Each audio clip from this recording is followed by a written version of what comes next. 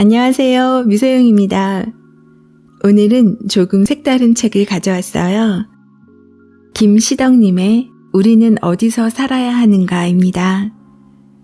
인문학자가 직접 고른 살기 좋고 사기 좋은 땅은 어디인지 알아보기 위해 100여 년 부동산의 개발 역사부터 지금까지의 작가의 시선으로 풀어냈는데요. 저자인 김시덕님은 전국을 답사하는 사람입니다 라고 소개합니다. 최소 일주일에 서너 번은 동네 근처에서 먼 지방까지 다니면서 사진을 찍고 스마트폰으로 구글 문서에 메모를 하고 오늘은 답사를 간다 라고 각오를 다질 만큼 먼 길을 갈 때도 있지만 평소에 약속이 있을 때도 몇 시간 먼저 약속 장소에 가서 근처를 돌아본다고 해요. 이렇게 도시를 답사하면서 발견하고 생각한 내용은 3프로TV 김시덕 박사의 도시 야사에서 가장 먼저 소개하고 있다고 합니다. 저도 들어가서 내용을 들어봤는데요. 각 지역의 주민들을 통해서 들을 수 있는 부분과 평소 알기 힘든 내용을 소개하고 있어서 흥미롭게 봤습니다. 책의 차례를 보면 국가 프로젝트로 읽어내는 부동산의 역사와 살기 좋고 사기 좋은 부동산의 조건으로 구분되어 있습니다.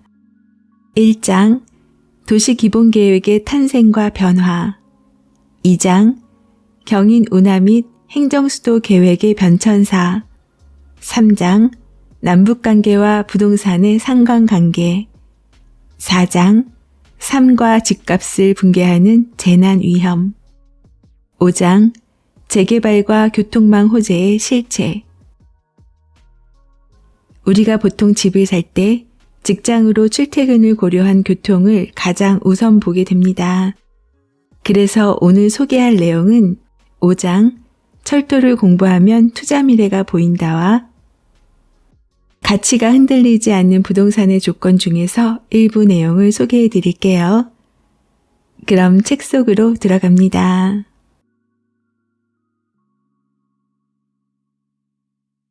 철도를 공부하면 투자의 미래가 보인다. 철도가 놓이면서 발전한 지역들.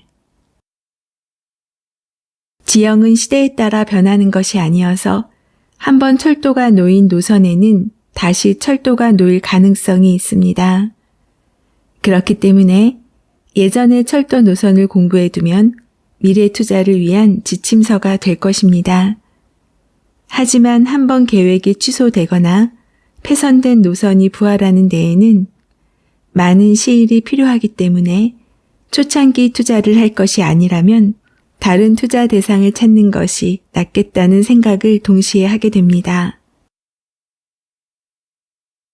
철도가 놓이면서 발전하게 된 지역은 당연히 많습니다.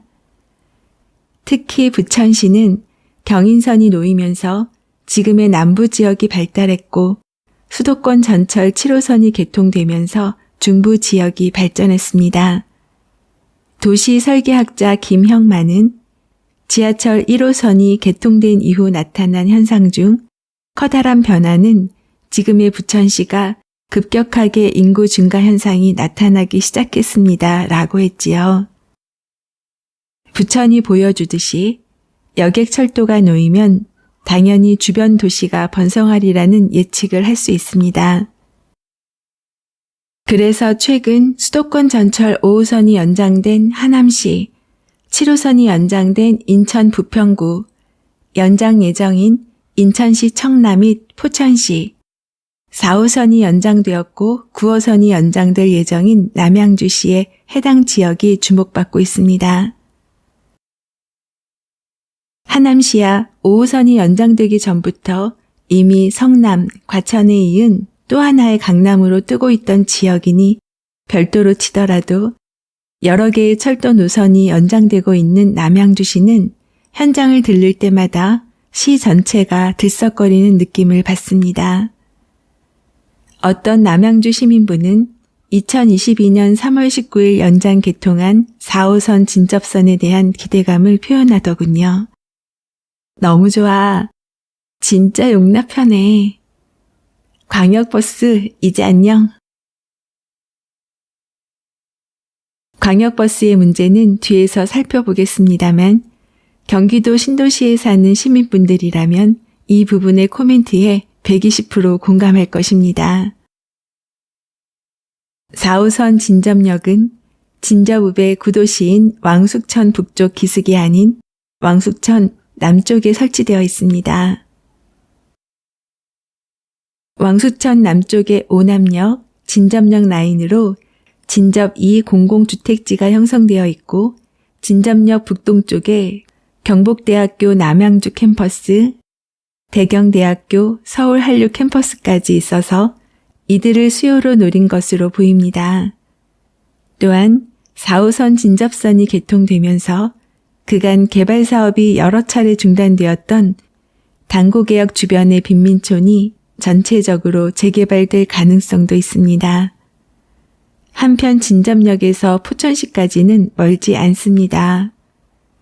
포천의 남쪽 중심지인 소울읍은 진접 방향이 아니라 남양주시 별내읍 및 의정부시 고산지구 방향에 더 가깝기는 하지만 진접역이 생기면서 포천시와의 사이에 더욱 빈번한 교류가 생길 것으로 예상됩니다. 기존에도 동서울 터미널에서 출발한 3000번 버스가 별내읍과 진접읍 구도심을 통과해 포천시청, 경북대학교 포천 캠퍼스, 철원군까지 운행했습니다. 이 노선이 두 개의 경북대 캠퍼스를 통과하도록 진접 내 노선을 수정할 가능성도 예상되고 기존에도 서로 다른 중심지였던 소울읍과 신읍동 일대가 더욱 원심력을 발휘할 가능성도 있습니다. 현재 7호선 옥정 포천광역철도가 소울과 신읍을 이을 예정이지만 이 노선은 엄밀히 말하면 7호선의 연장이 아니라 사실상 별도의 노선이어서 갈아타야 합니다. 그렇기 때문에 포천시청 주변과 그 북쪽 주민들은 서울의 어느 지역을 갈 것인가에 따라 두 개의 전철 가운데 하나를 선택하게 될 것으로 보입니다. 희망 고문에 시달린 7호선. 7호선은 여러 가지로 기구한 노선입니다. 현재 확정되어 있는 연장 구간까지 포함하면 포천에서 청라까지 총 연장 길이가 100km를 넘어갑니다. 이 정도 되면 도시철도를 놓을 게 아니라 처음부터 광역철도를 건설하는 것이 더 효율적일 것입니다. 포천에서 멈추지 말고 철원까지 연장하자는 이야기도 꾸준히 나오고 있어서 이 연장 길이는 더 늘어날 가능성이 있습니다. 예전에 서울시 노원구의 중계역에서 구로구 대림역까지 출퇴근하던 때에도 노선이 길어서 힘들다고 느꼈었는데 청라부터 포천 철원까지 연장된다니 이 노선을 전부 타고 다닐 사람이 있을지 궁금합니다. 물론 7호선은 실제로 경기도 양주에서 일단 멈추고 양주부터 포천까지 사실상 별도의 노선으로 운행되는 옥점 포천선으로 갈아타야 하기 때문에 청라에서 포천까지 한 번에 이동할 사람은 거의 없을 듯 합니다. 의정부시 장암동과 신곡동 사이에 7호선이 지금처럼 장암역에서 끝나지 않고 이곳까지 올라올 것으로 예상해서 설치했다고 전해지는 지하철역 시설이 남아 있습니다. 현재 시민들이 사용하는 장암 아래 뜰길이라는 이름의 문화공간으로 용도가 바뀌었습니다. 또 청라호수공원에는 한동안 7호선 청라 시티타워역 희망탑이 설치되어 있었습니다. 결국 이 희망탑은 2027년에 실현되는 것으로 결론 났습니다. 이처럼 7호선은 설계 당시부터 오늘날까지 숱한 논란을 빚어왔습니다. 이렇게 논란이 일어나는 것은 그만큼 7호선이 교통적으로 중요한 기능을 담당한다는 사실을 반증하는 것이기도 합니다. GTX 역세권이 지하철 역세권과 같을까? 한편 요즘 시민들은 철도를 놓는다고 하면 지하로 운행하는 여객철도 또는 KTX가 운행하는 고속철도를 기대하는 경향이 있습니다. 부동산 업체들도 이런 식으로 과장해서 광고를 하는 경우를 자주 봅니다. 하지만 지상으로 운행하는 여객철도도 있고 용인 의정부 경전철처럼 노선의 위치가 기대에 미치지 못한다는 비판을 받는 경우도 있습니다.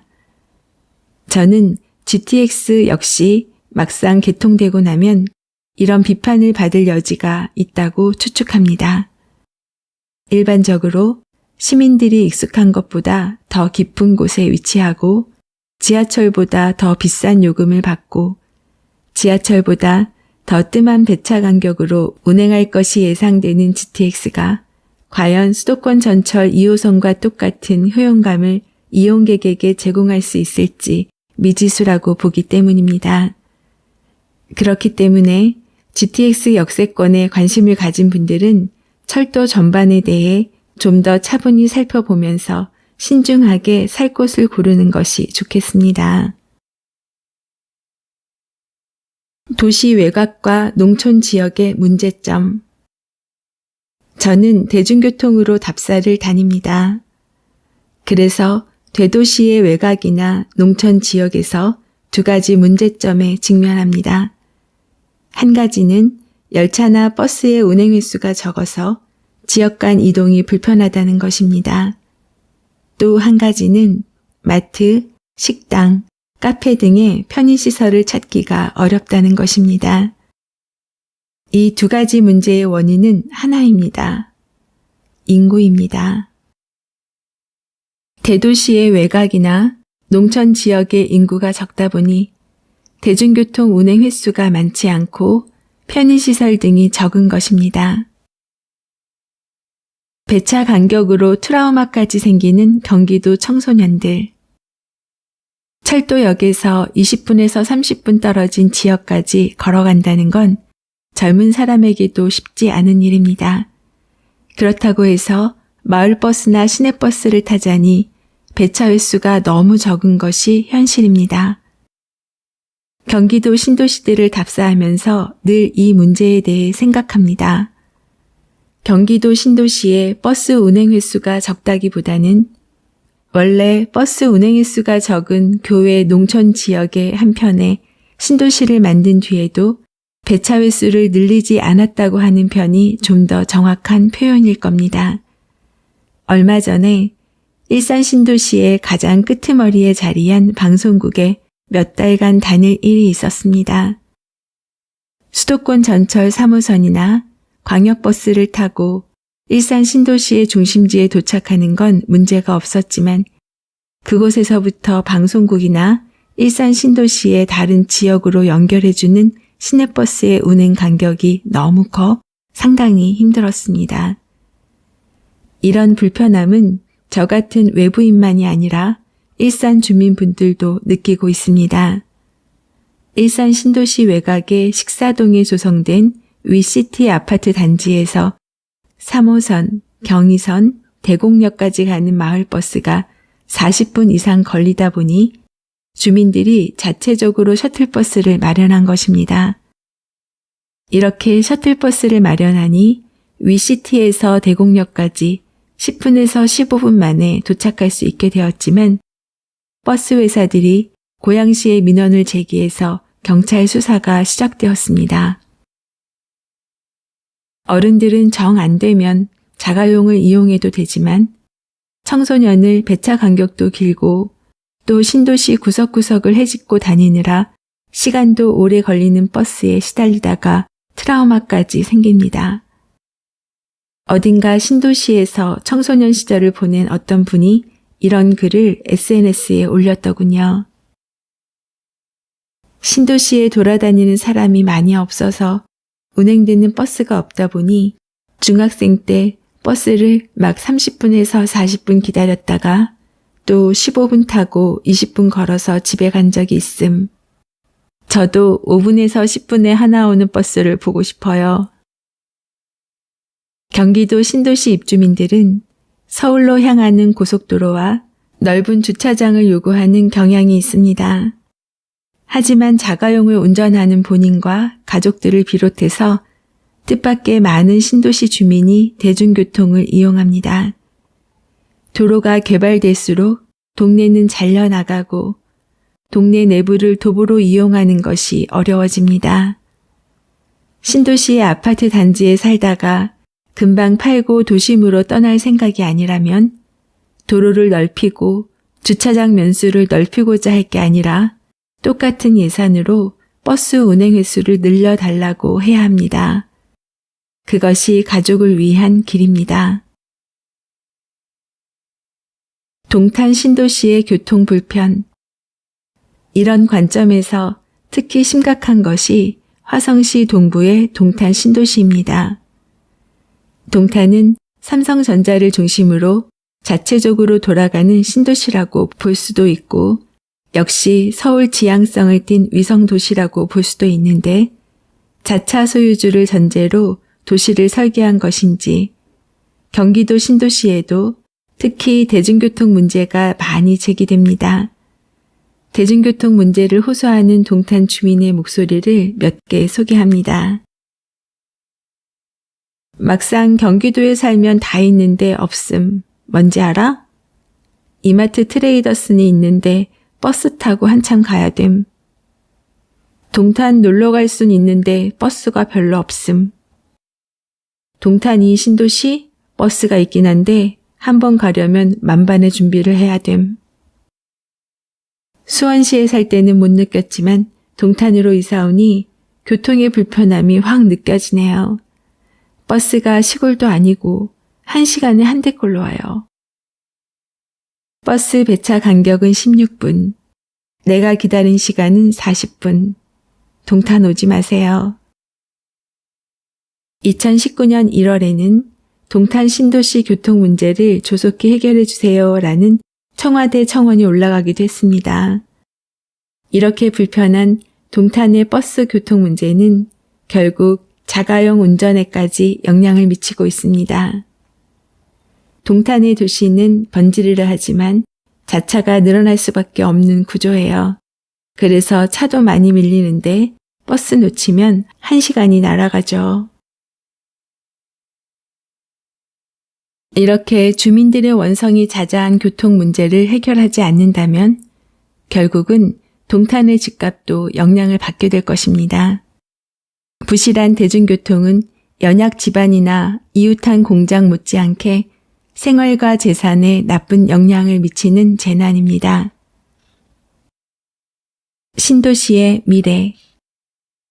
지금까지 살펴본 푸드 데저트, 경기도 신도시의 불편한 대중교통 문제는 하나의 질문으로 이어집니다. 지금도 이렇게 도보 이동과 대중교통이 불편한 신도시가 인구 축소 시기에 얼마나 버틸 수 있을까? 도시와 마을은 탄생과 소멸을 되풀이왔습니다.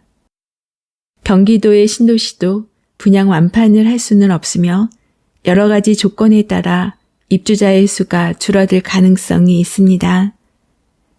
저는 도쿄의 외곽의 다마 신도시에서 이미 그 미래를 보았습니다. 일본의 인구가 줄어들면서 집값이 떨어진다 말을 하는 사람들도 있지만 도쿄 도심부를 비롯한 대도시에서는 계속해서 부동산 가격이 오르고 있습니다.